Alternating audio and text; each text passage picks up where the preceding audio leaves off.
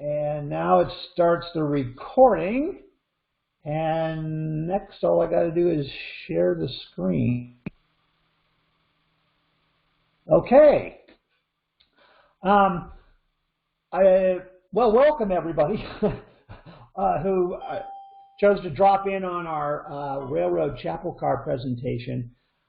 Let me just remind those of you who have been to one of these in the past, the last three prior, or anybody who's new, you're all muted right now, so you can't get my attention by talking, but you can get my attention by chatting.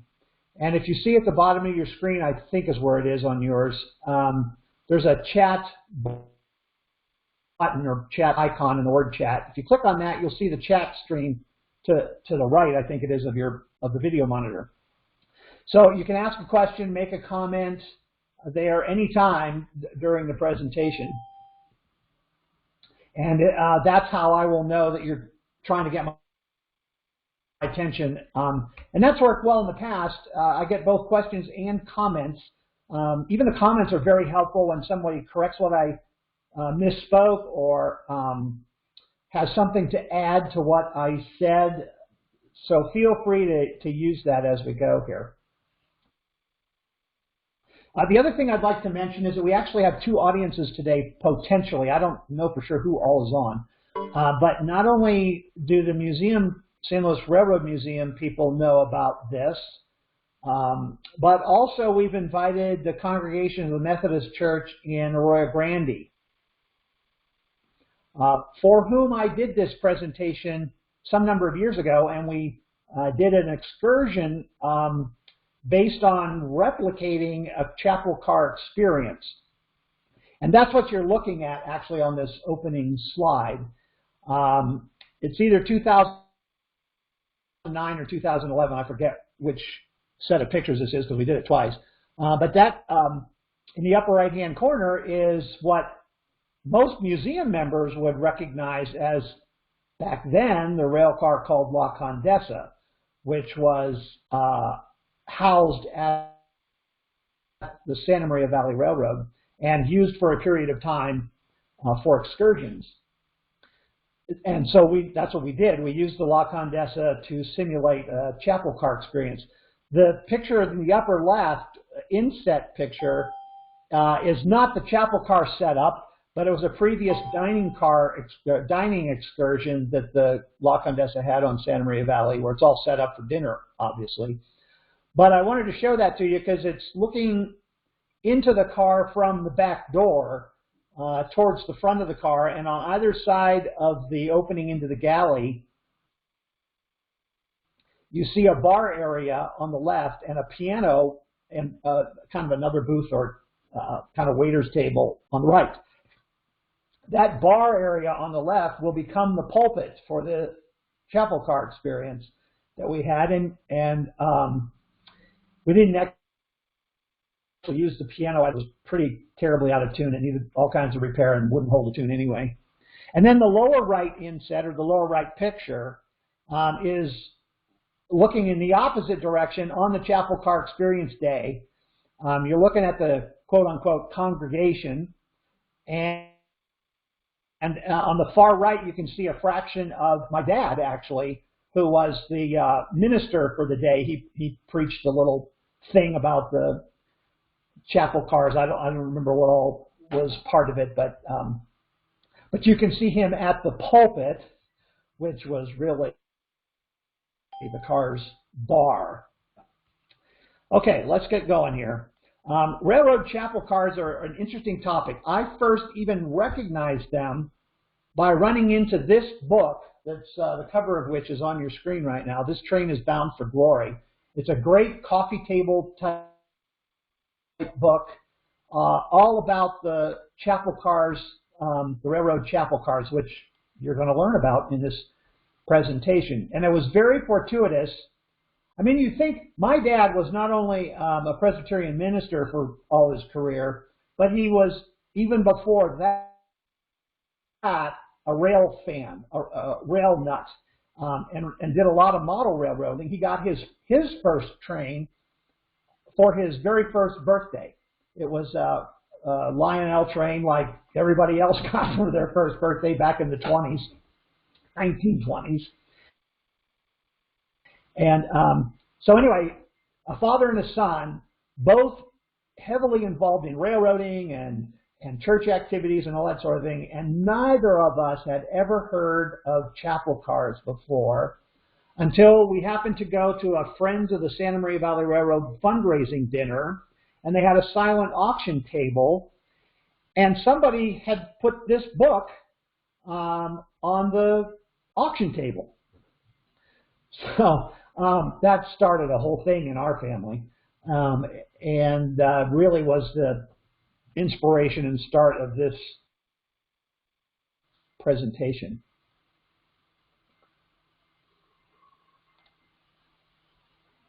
Okay, let me move it on here. All right. Obviously, both churches, meaning religion, and railroads go back a long time. Most of you are probably, at least the railroaders among you, are probably familiar with old wagon ways that you could pull multiple stagecoach-like or container-type cars along on a track, which were not much more than ruts in the ground. Steam locomotives came along in the very early 1800s, which you can see a little diagram picture of one there. Probably everybody is familiar with the Transcontinental Railroad story, which got railroads really going strong in the mid-1800s, late 1800s with the Transcontinental Railroad. In 1840, interestingly enough, there was about 3,000 miles of track in the United States. By 1850, that had tripled to about 9,000 miles. By 1890, which is roughly the beginning of the chapel car era, 167,000 miles of railroad track in the United States. And by 1920, which was basically the peak of chapel cars and maybe into the decline of their use, there was 250,000 miles of track in the United States. So there was plenty of opportunity to get around. There's the Golden Spike thing, which we talked about a lot last week, 1869. I'm just trying to give you a time period thing here. In those early railroad days, you know, the Old West was rough and tumble, right? People referred to it as lawless and all that good stuff. So people were looking for ways to get church things going in order to tame that wild world, you might say. Well, there were a number of railroad cars being developed and were developed at this time. Pullman was building sleeper cars. They had upper berths. The dining car came along not too long later. There became luxury chair cars, which was more like individual cushy chairs instead of benches or rows of seats like that.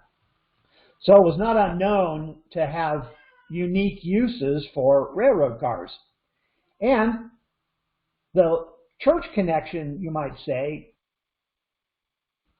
kind of developed early on too, where in response to the church leaders, or some church leaders, who wanted to ban the railroad activity on Sundays, just like everything else was supposed to be, you're supposed to rest on Sunday. So in something of a appeasement, the railroaders put in pianos or maybe pump organs into their railroad cars, and they would sing hymns on Sunday mornings as the passengers rode along. So there was bits and pieces of what ultimately became chapel cars along the way. In the early 1800s, there were certainly mobile chapel cars of sorts, even if they weren't on rails. This is a chapel wagon that was used primarily to sell books and church publications and that sort of thing, the coal porters of the era. And this is a real old kind of drawing of a chapel box on wheels. It's that little thing in the center there that I'm kind of going, a real dark little thing, was on wheels being pulled from city to city or area to area. It's kind of to anything that carries itinerant preachers. And lest we think this idea was limited to the United States, the idea for it actually came from Russia. One of the people that ultimately built and ran a chapel car in the United States actually got the idea from seeing this chapel car on the Western Siberian Railway in Russia. So that's really, I guess, where the complete idea started, was in Russia. Uncle Boston was one of the first people to dream up this idea of a chapel car in the United States.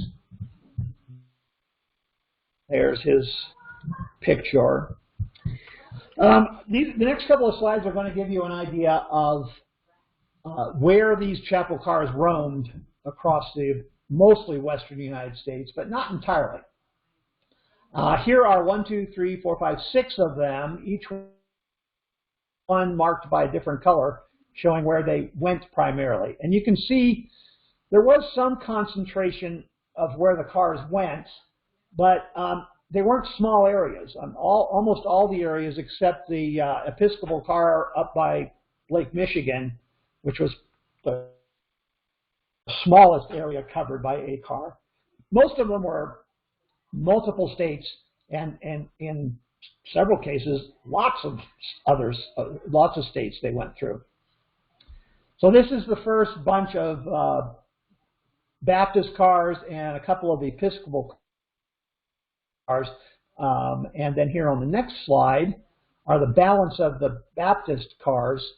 And on this map anyway, probably the activity goes as far east as any of them did, with the yellow one, the number 6 chapel car, Herald of Hope, and the Messenger of Peace, the blue one, number 5, goes all the way into New York State. But like I said, most of them were west. Well, here's another set, went all the way to the East Coast. So they kind of went everywhere. Although you probably could argue that the concentration of them was in the West. And that was it. Those were the only. There was only about a dozen of them. Let's see, 7 and 3 and 2 or something like that. And that's all there were that we really know much about. And here's an interesting graphic that gives you a notion of when they ran. This is not entirely complete because not all 10 or 12 are on here, but it's roughly gives you the idea of when these cars ran. Way back in the 1880s is when the Russians started using the chapel cars like we saw in that one Western Siberian Railway picture. And then the first chapel car in the United States was completed in 1891 and began its service. And actually it was that car that kind of lasted the longest into the 1940s. The bulk of them were doing their thing from 1900 to the 1920s. And then they started retiring, getting sold off, getting parted out, that sort of thing, which we'll talk about here in a minute. Here's a textual summary. Well, let's just count them. 1, 2, 3, 4, 5, 6, 7, 8, 9, 10, 11, 12, 13 of them that we know a fair amount about. And there was another one, by the way, which I don't know hardly anything about. There was a Mormon rail car earlier than these, like in the 1870s. But I think it was primarily a car for Brigham Young to use, not so much a car for holding services or Sunday school or whatnot in. And that's now I've told you about everything I know about that car. I couldn't really find any information on it. Certainly nothing about its use as a chapel car. And I think I remember reading that the best guess as to what happened to it was that after Brigham Young died in 1870-something, it was probably returned to some sort of regular rail service and not used for any kind of religious group at all anyway. So, okay, here's on the screen is a list of stuff. The interesting thing is the disposition of them, or the column on the right that's marked currently. This was good at least a few years ago. I'm not sure if it's entirely good, but there are typically 3 or 4 kinds of disposals or dispositions to these cars. One was that they were parted out, and when they did that, it was generally used parted out for some kind of church activity, whether it was to take bits and pieces of it to a church on the ground somewhere, or sold off to pay for money to build a church on the ground, or some combination or thing like that. Others ended up as gift shops, as restored cars for display, and some just kind of rotted away. We'll see some pictures of those too. This picture is here mainly to give you an idea of the general layout of almost all of these chapel cars. You can see there's at the bottom where there's a diagram. On the right is basically the church area or chapel part of the car. Half of it roughly, people would come and go through the rear door of the car. The altar area where the preacher preaches and Sunday school teachers taught and whatever was going on would be in the front of that area, which was basically in the middle of the car. Behind that altar area, there would be the living quarters for the preacher and his wife and/or family, depending on if he had a wife and/or family. So you can see there's bedrooms and a kind of a kitchen area, kitchen table, and so on and so forth. So that was the general layout of almost all of these cars. Here's a picture of the very first one, the one that went into service in 1890. It's called the Church of the Advent, built by the Pullman Company.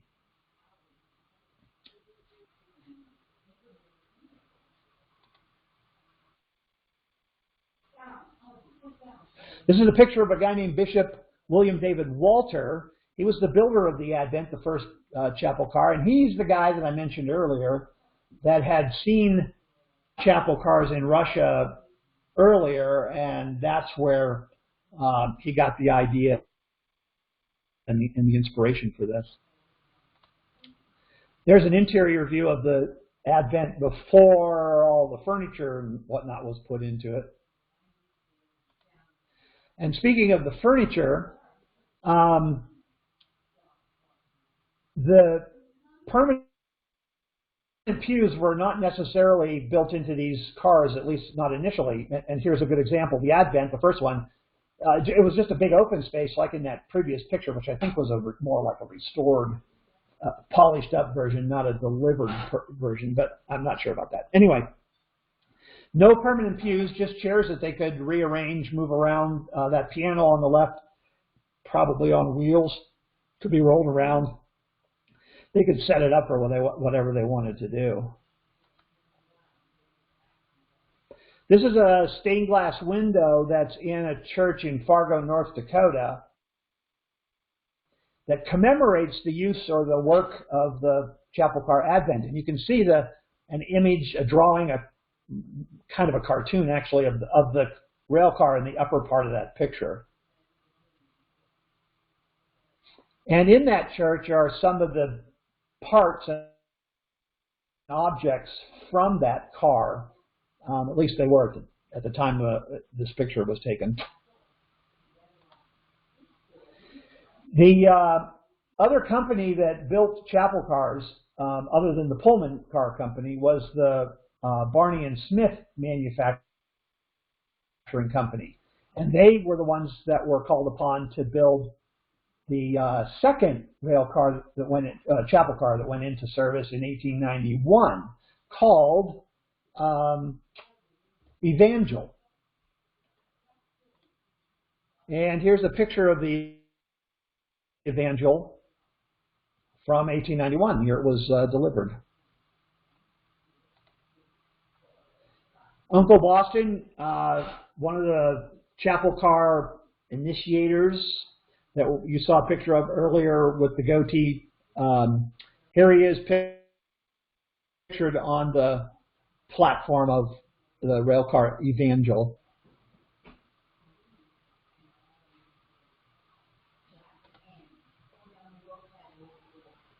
Okay, hang on, here we go.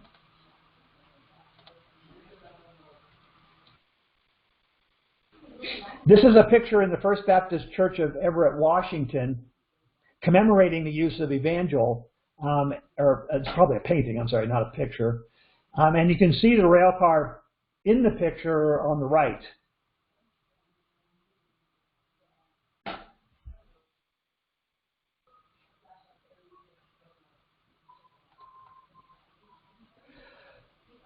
Bits and pieces of Evangel are actually built into the First Baptist Church of Rawlins, Wyoming.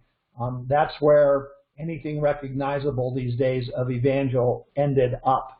We're not talking about like whole rooms or anything, but doors and chairs and bookshelves and such. And I think we have a picture of, well, maybe not. Somewhere, maybe later on we'll see some of that. The Episcopal Diocese of Northern Michigan, that was the one color on the map that kind of was in and around Lake Michigan, built a couple of chapel cars in the early 1890s that went to work up there. There's what one of them looked like in Ontonagon.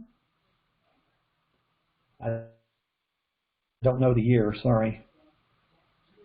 Here's the second Baptist car that was built in 1893. This one was built by the Barney and Smith Company. The cost of this car was $7,500 bucks. That's what it cost the Baptist folks to have this car built and get it into service. The organ, which is on the right of the preacher there in the picture, was an SD pump organ, which was supplied by the Colonel J.J. SD Organ Company of Vermont. Very popular pump organ for the time. So, of course, you put it in the chapel car. Here's a manual in 1896 in a town in California. Sunday school was a big deal, by the way, and that's why you see a lot of kids. The women of particularly the far west, Wild West town, the women were very concerned that they get things under control in the sense of tamed and moral behavior and all that sort of thing. So they wanted desperately for Sunday school type activities for their kids. And that was a large part of what these chapel cars provided. When they pull up into town, they were there for however long, and they would do a number of Sunday school classes during that few weeks or few months while the car was in town. The other big audience that the chapel car folks were going after, and in fact did get, was the railroad workers themselves, who were encouraged to come as you are. Don't worry about cleaning up all that much. We know you don't do that except once every other month or whatever it was. And just come and enjoy the service and learn a little something maybe. There's the Emmanuel in Oregon. And here's some of those railroad men I was talking about. And one guy there in the middle holding the Bible. How about that?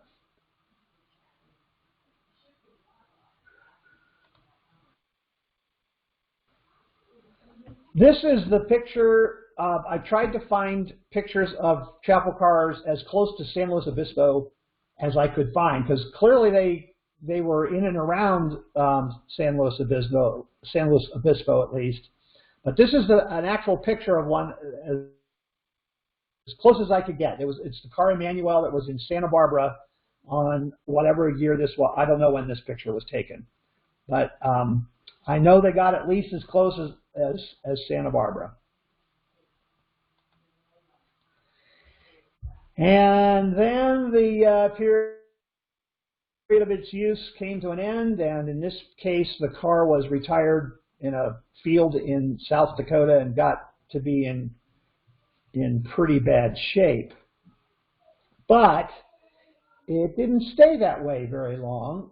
In this particular case, the car was picked up by an organization, I'm not sure the name of it, and restored up in Prairie Village, South Dakota.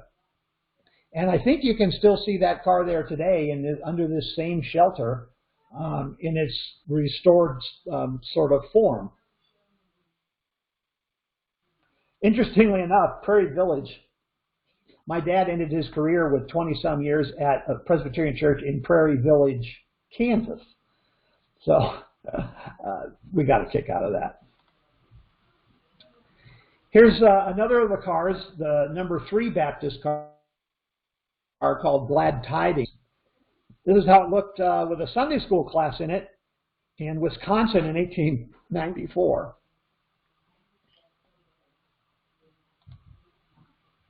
Another picture of Glad Tidings, not with a Sunday school class, but what looks like a pretty rugged group of men.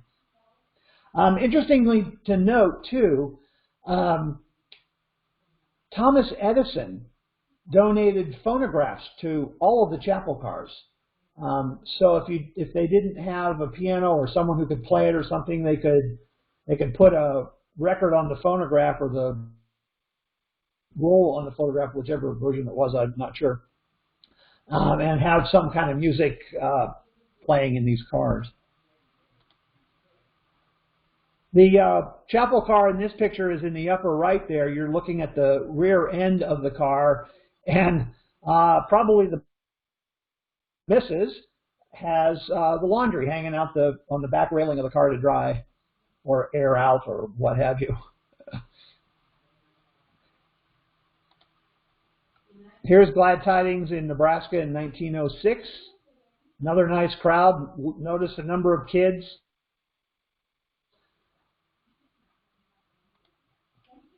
There they are, not the kids, there the car is in Wyoming. And another group of, those are almost all youngsters, Sunday school classes in Wyoming in 1912. And here's Glad Tidings as it sat at one point, 1926 in Flagstaff, Arizona. That bus on the side was used by the chapel. You see it says on the top of above the windshield on the bus, chapel car auto number 3. So they would run around the countryside or the nearby town, gather up people, bring them over to the church, which was the chapel car for services or Sunday school or whatever the event might be. Here's the interior of Glad Tidings, kind of decorated for Christmas. That's kind of fun. The one thing to note here that is the big chalkboard right in the front of behind where I think that's mostly the piano or organ, or the chalkboard is behind where the preacher would do his notes from, or the Sunday school teacher would use for Sunday school classes. Much like you would envision school marms in the Old West in the one-room schoolhouse with a chalkboard in the front of the room doing her thing.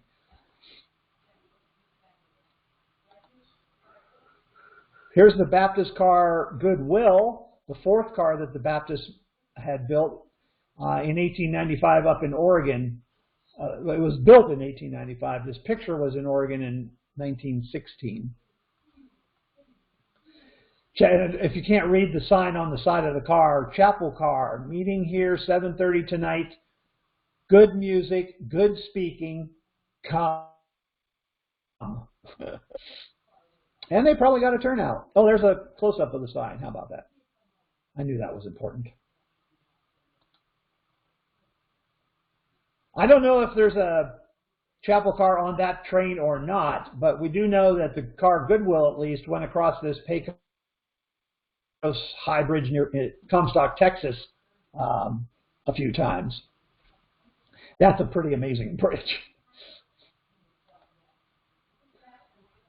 Baker heaters, the thing on the left to keep these cars warm, what's referred to as the bane of the chapel car way of life. I think these heaters were sort of the bane of any railroader's life that had to make use of these things. They didn't work a lot. They tended to catch fire and burn down the car they're in, and they were just kind of a pain in the neck. But most of the chapel cars had them, I think. Here's Goodwill in 1929. I'm not sure where they are. I couldn't figure that out. There's the builder's plate on the car. Well, yeah, I don't think that's actually the one on the Goodwill car. It's just an example of what a Barney and Smith ID plate looked like. Here's the 5th Baptist car, built in 1898, Messenger of Peace. Yeah, it was actually finished construction in 1898.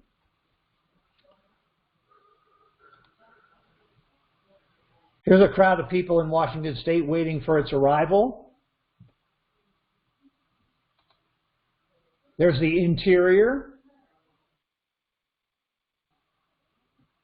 You notice how the benches have become a little bit more permanent. I don't know if they're nailed down or not, but they certainly don't lend themselves to a whole lot of moving around. And this was the time, by the way, where specialty cars were becoming more and more the thing. There were specialty cars for circus use, specialty cars, theater cars continue to be used. Most of the railroads maintain theater cars for track inspection and that sort of thing, company executive trips and so on. And by the theater car, I mean the back end of the car is all glass. And the seating directly behind that window in the car is what they call raked seating, like a theater. The seating gets higher as it goes back away from the quote-unquote stage or screen, or in this case, window. Agriculture, of course, has its own specialty cars, even photography cars. So that was not a new idea to have some kind of specialty car.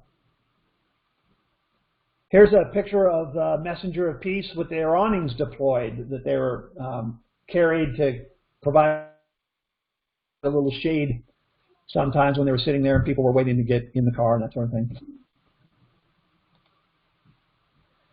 You notice the car is starting to deteriorate a little bit here. Messenger of Peace, after it was done being a chapel car, went into service as a diner, an in situ or in place dining car or diner, and then eventually moved to a private property.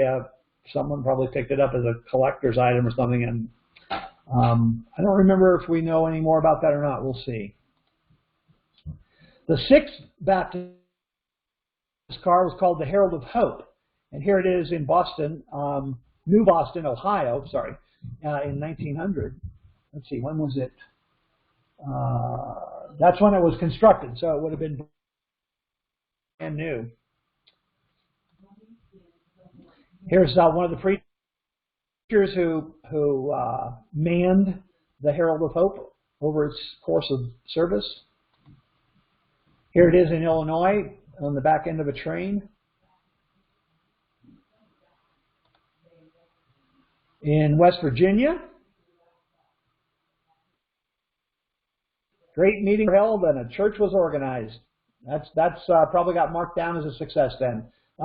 A number of times the cities that these chapel cars went through ended up establishing a permanent church in those cities based on the people that came together and decided to do that. but they came together as a result of gathering at the chapel car when it was in town. Here's the 7th Baptist car, Grace, as it looked in Orem, Utah. This car wasn't constructed until 1915, so it's one of the later chapel cars to come online. It was also, I'm not sure if it was the first steel car, but it was a steel car, the first ones being wood. So it was expensive. It was $21,000.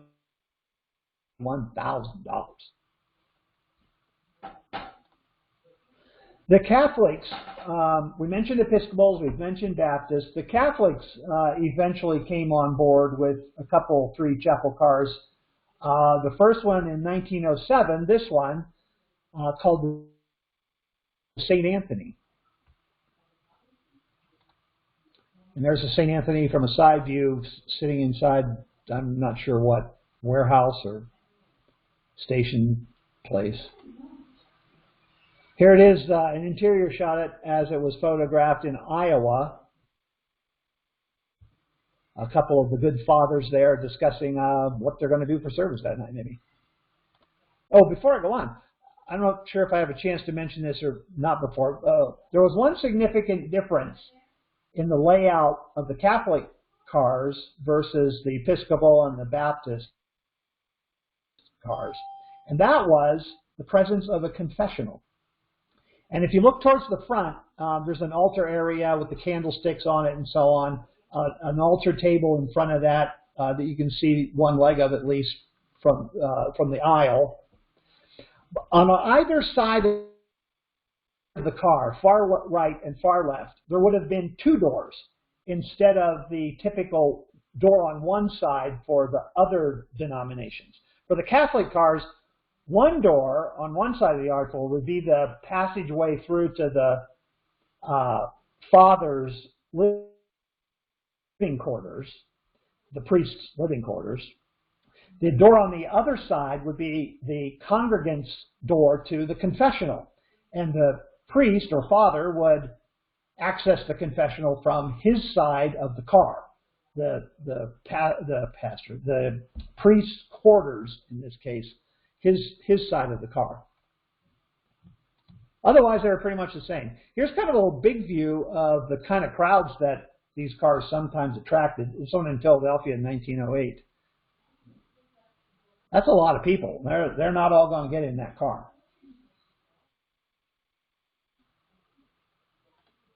Here's a close-up of that, the altar for St. Anthony. And, you know, look at that. I hadn't noticed this before. The door on the right is obviously the hallway into the priest's quarters, not the confessional. So the other door, which is mostly off to the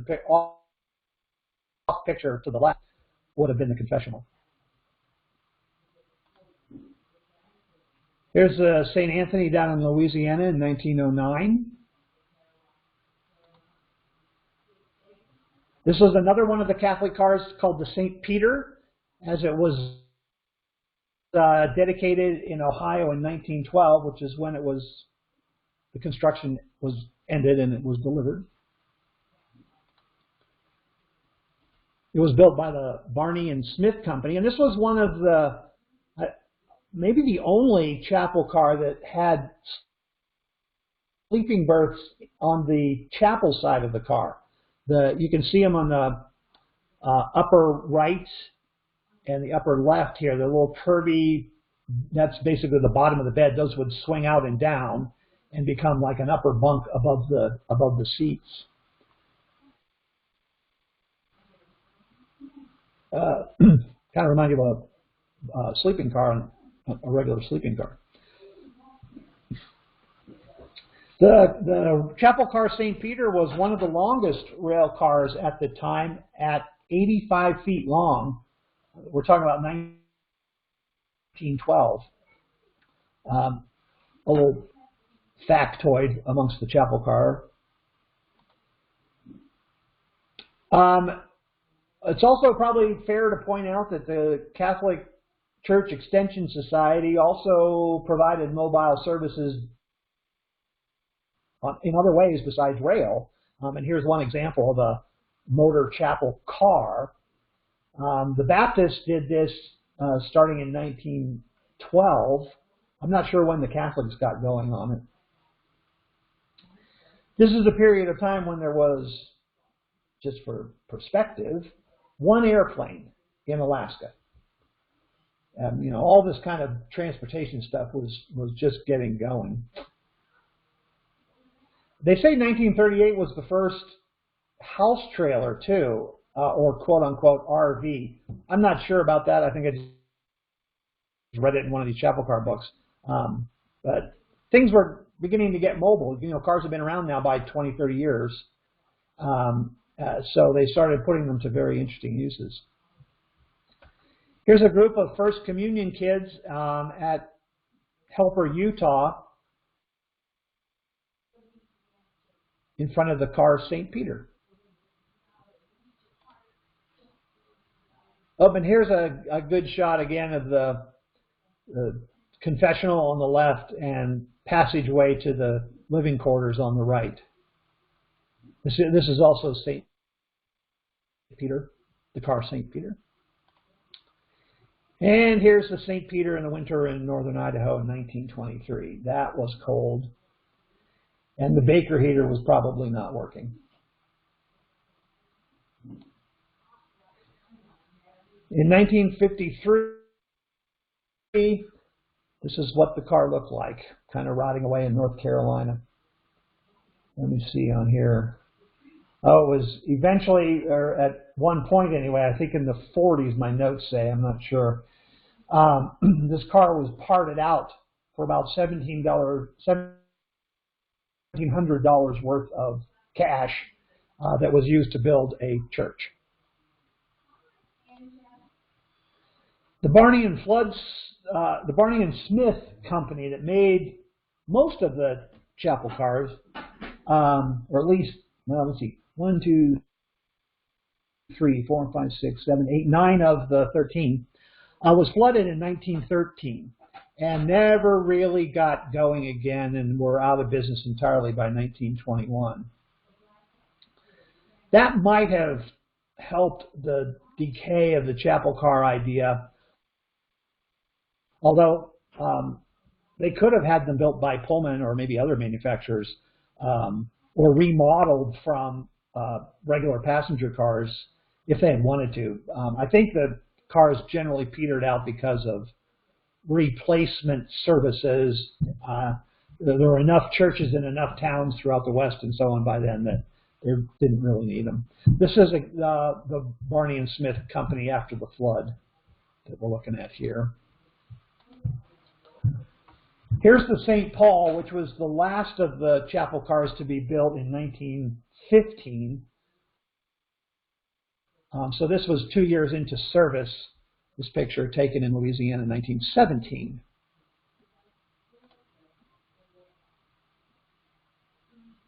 There's an interior shot.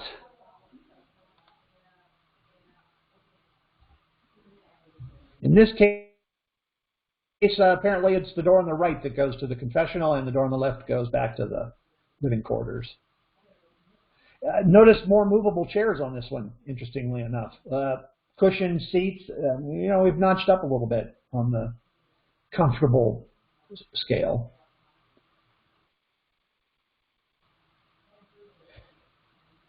This car is sort of it's not a real chapel car in the sense that it was not built by a denomination to run around the countryside doing church service and so on. This was a remodel of a regular coach done by a private organization to provide a church or at least an event type space. You could do a wedding here, you could do a funeral here, you'd probably just do some sort of regular party if you wanted to. Oh, and seeing that link there at the bottom of the picture reminded me, just like all the previous Parlor Car Chats, once we're done and the website page is updated, there will be links to all of the stuff that I'm either referencing or talking about on here. In this case, it's quite a list. There's probably 2 or 3 dozen links to various resources if you want to pursue your knowledge of railroad chapel cars. So anyway, this is a fresh new well, kind of fresh, renovation of a regular rail car into a car inspired by, you might say, chapel cars.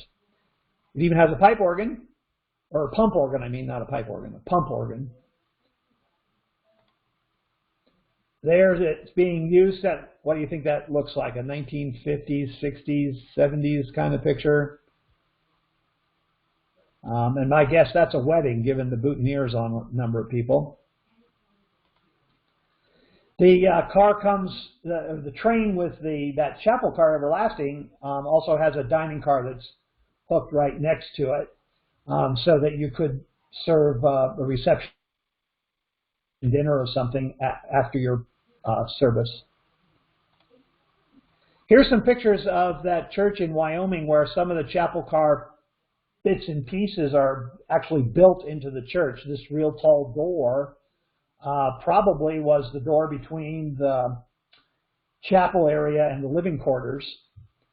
There were bookcases, wall panels on the right here in this area. You can see sort of side wall panels. And those, I think, might have been window frames. They're not windows anymore, but there's the frame. That's kind of an interesting use of this stuff. That might have been a rear door, entrance door, hardware on the right here, some door hardware. All built into the church. The physical sit on the ground kind of church in Wyoming.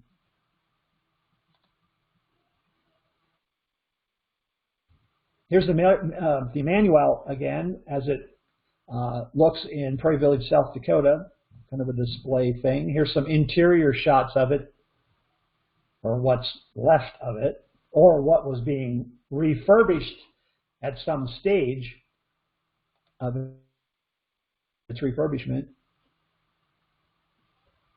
You can tell this is not a Catholic car because it only has one door. It's on the left and it heads back into the preacher's quarters.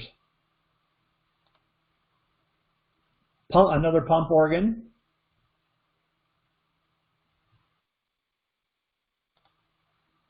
There's a nice long view of the chapel area. This is inside that car that's underneath the cover that we saw a minute ago. Some of the chairs or pews. Now those do look like they're screwed to the ground, so they're not intended to be moved much. The back railing of the car. Notice the coupler's gone. No need for that if it's sitting in place somewhere. There's a lamp from the Herald of Hope. These became collector's items of sorts. I've never found one even available that they knew where it was from, that it was from a chapel car. I would have liked to have found something, but I never did. Here's the Messenger of Peace, not too awful long ago, obviously not doing well. I think this was the one I think there was a diner at some point, but isn't even that anymore. This podium I show for 2 reasons. One, to give you an idea of what a podium looked like in a chapel car, but also to give you talk to the fact that it was a lot of these pieces that came out of chapel cars that made their way to on-the-ground churches throughout the West, particularly churches involved with whoever set the car up or operated it throughout its lifetime, or maybe it was a result, or as a result of that car, churches were planted in towns, and all of those type places would end up with the remnants from the chapel cars when they were taken out of service. Yeah, not looking too good. It's certainly a Pullman car, though, or a Pullman style car. You can tell that from a mile away. Behold, now is the day of salvation. Inscribed at the top of that would have been right above the altar area or the chancel area. There's a notion of some of the furniture from that world. This is what the Chapel Car Grace looked like not too long ago at a conference center in Wisconsin. They obviously got it, fixed it up, and now have it on display. Not unlike the Emmanuel's disposition.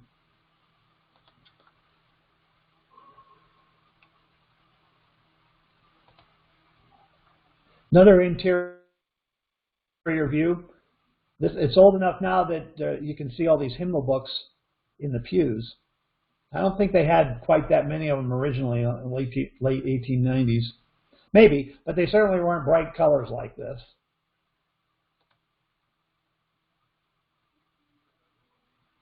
Anybody remember these fans? These handheld fans when you go to church? I do even. Not in rail cars, but in regular churches that didn't have air conditioning.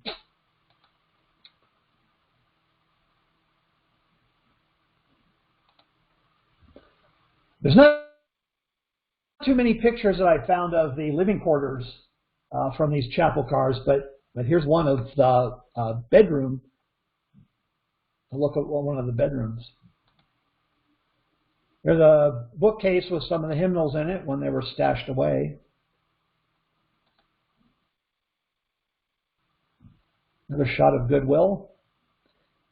And here's, well, yeah, that previous picture, Goodwill when it was up and running. Here's Goodwill as it was in 1966, stored someplace, I'm not even sure exactly. And here's even just a few years later, it's so overgrown in the area where it got stashed, you'd be hard-pressed to even get it out of there. And here's some of the condition. There's one of those narrow doors, kind of like I built into that one church. Not looking good. You get an idea of how ornate the ceilings were painted or inlaid with wood, but clearly in pretty decrepit condition in this picture. Reminds you of those door handles that you saw that were taken out of one car and built into the church. Look at the dead sticks that have grown up. I mean, that car is just getting eaten alive by that forest. And a wheel set from one of the cars. Okay. That's it, ladies and germs. Let's see. Did I have any questions pop up? No? Okay. So let me just mention what's on this last slide about the Parlor Car chat page. Like I said, you can find the links there or future presentations.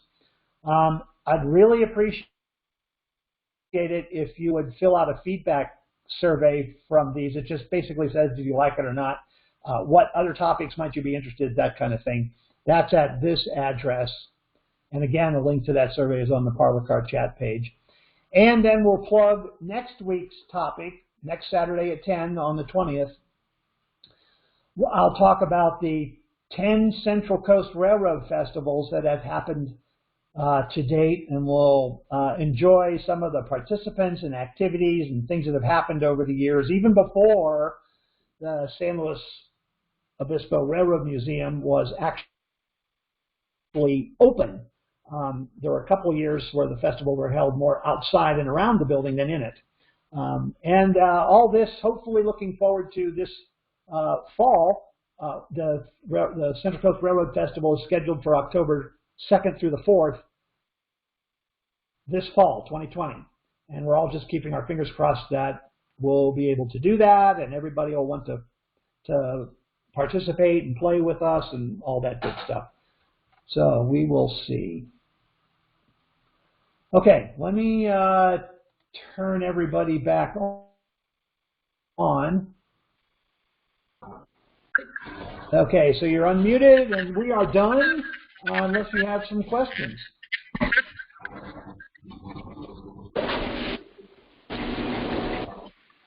Okay, well, hearing none, thank you all for attending. We will see you next Saturday for Central Coast Railroad Festivals. A look back at the first 10 of them. Thank you, Jamie. Thank you all. Thank you.